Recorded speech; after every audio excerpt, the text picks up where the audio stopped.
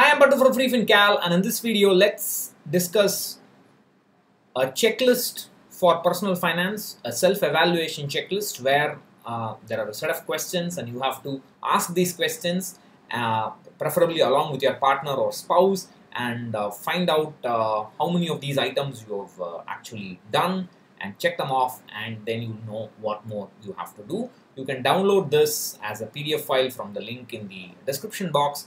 This is a sheet I used to give to the participants in some of my workshops.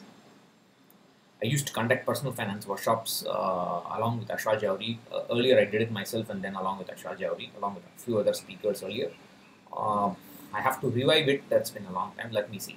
So I have prepared the self-evaluation checklist in 3 acts like a play. The first step is preparation, second is action, and the third is review. And of course, you can also download the sheet. So the first is the basic preparation.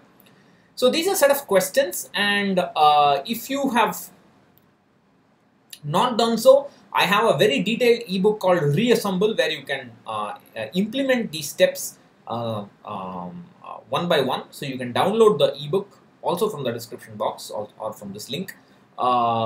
Then you can, if you have not done any of these steps, you can go ahead and implement them. So, is my life insured adequately? That is, will my family be able to handle their immediate short-term and long-term goals in my absence? So, you'll have to compute this and then take a policy. I have a calculator for this. You can compute it and then you can find out. Don't just blindly take a 1 crore policy.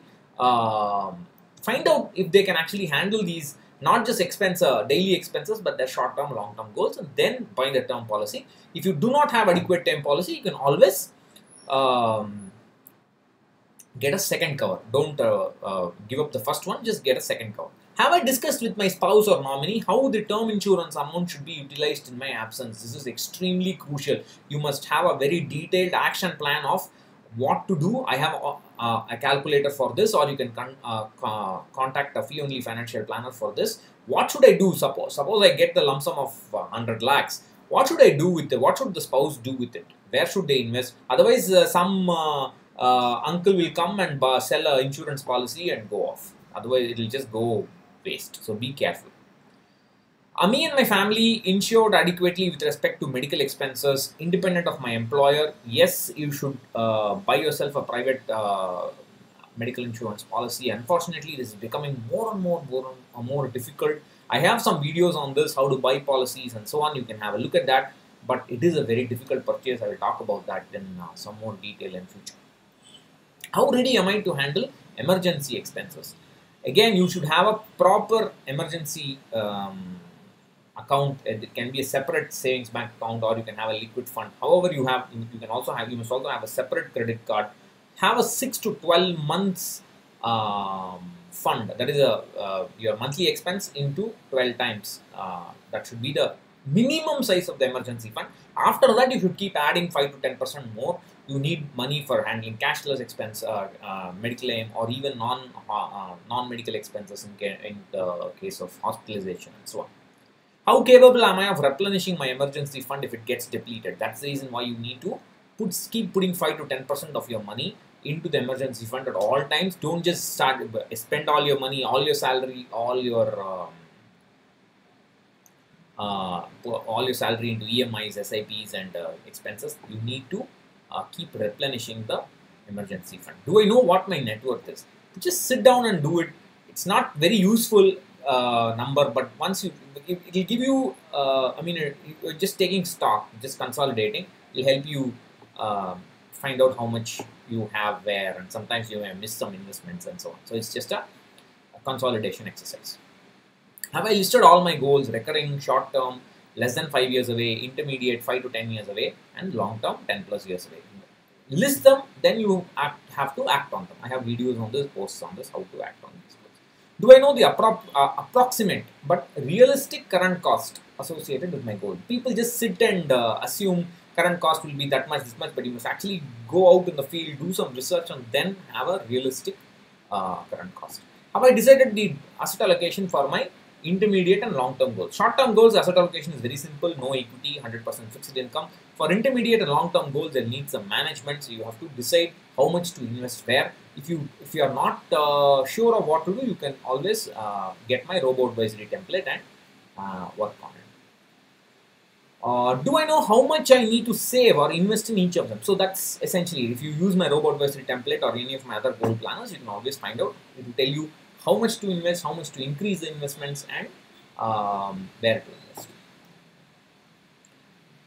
So this is the thing: how much I need to invest versus how much I can invest. This will be a big difference in many cases if they have a EMI or their expenses are too much. So this gap between how much I need to invest and how much I can invest or save, this must be reduced as much as possible, as quickly as possible. That's how you must work towards it. So how am I going to make up for the shortfall? What am I going to do? What is my plan? Will my income increase in the future, or will my EMIs go down, or expenses come down? Some special expenses come down. What's my plan? You must write that down. Have I discussed all this with my partner or spouse? So do this exercise. Maybe watch this video along with your spouse or partner. That's what you should be doing. So once you have done the first act of preparation, the second is action. Do I know what category of investments am I going to choose for my goals? Not just mutual funds, but any category of investment I'm going to choose for my goals. Is my proposed portfolio diversified within each asset class? That is, within fixed income, am I investing in different types of fixed income? Within equity, am I investing in different types of equity? Have I begun investing as per the asset allocation decided? So for some people, it's possible to invest as per the asset allocation from day one. For some people, it may not be possible. They have to quickly realign it within a few years. So you have to have a plan for this. Am I tracking my investments? Tracking means not daily. Once a month, you should track your investments. Please recognize, I'm not talking about the value of the investment. I'm talking about the money you put into each one. Am I tracking? Am I investing enough? I'm not talking about how much the investment has gained or lost. If I'm supposed to put 5,000 every month, am I actually putting that 5,000 every month over a period of regularly every month? Am I increasing my investments as per a schedule? That's what you should be doing. Also, have I written a will? You must write a will, especially when you have multiple children, or if your parents have got multiple children, immediately ask them to write a will. There will be a problem. You may be in the best of terms with your brothers and sisters, but no one knows how things will change when your parents die.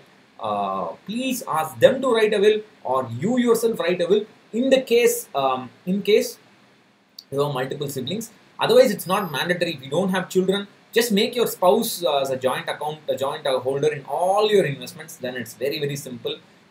If you have only one son, also one child or daughter, whatever it is, it doesn't matter. It should be simple. Just keep your spouse as the second holder, the child as a nominee. That should be enough. You can, if you want, you can add a will. But if you have multiple children, it's very important. Think like a person of action and act like a person of thought. That is one of my favorite quotes. You must think. I must say, I'm going to do this, I'm going to do that, I'm going to do this next. That's what think like a person of action and act like a person of thought. That means whenever you act, think and act. Don't do things in a haste. Is this step necessary? Is this step going to influence me productively? So that's what it means. That's a wonderful quote. I just keep thinking about it often. So finally, I will make more videos on this. It's very important. The third part is a review. Do I know the net return of all my debt investments? Do I know the net return of all my equity investments? Do I know the net portfolio return, the entire equity plus debt return? If you look at my audits, I always mention this. You can take a look at that. And I use this as a measure of how much my progress is and so on. Do I know what is the actual value? Suppose I have 10 lakhs with me. What is it worth? How much can I buy? Can I buy 50% of my goal, or 25% of my goal, or nearly all of it? What is the money actually worth? What is the money actually worth in today's prices and so on? Do I know how many years I can survive on an inflation indexed monthly income with my retirement corpus if I retire today? If you retire today with the money that you have today, how long can you survive by generating an inflation protected income? It will be, if you have just started investing, it will be less than a year, it will be 1 year, 2 years, 3 years. But that is fine. Let's call this X years. This X year should increase year on year. At least 1 should become 1.5, 1.5 should become 2, and so on and so on and so on. That's how it was with me. I have these numbers for my audit. You can have a look at that. So this is extremely important if you are aiming for FIRE, that is financial independence and early retirement. This is the key metric for you. Even if you are looking for normal retirement, this is how you gauge the progress of your retirement corpus. Don't look at I made 20%, 25% CAGR. All these are worthless. This is what you do. The first, that net return tells you whether my portfolio is overall growing at a healthy pace, and then you should look at individual investments and so on. So that is the evaluation, self-evaluation. There are 3 acts. Each of them have a set of questions. Please download this or watch this video with your spouse. As you encounter each question in the checklist, watch this video after downloading, preferably maybe, and then sit and talk with your spouse or partner what you're going to do, and then take action. Take one action every week and you'll be done in a few weeks. Download, reassemble, ebook, and you can do it.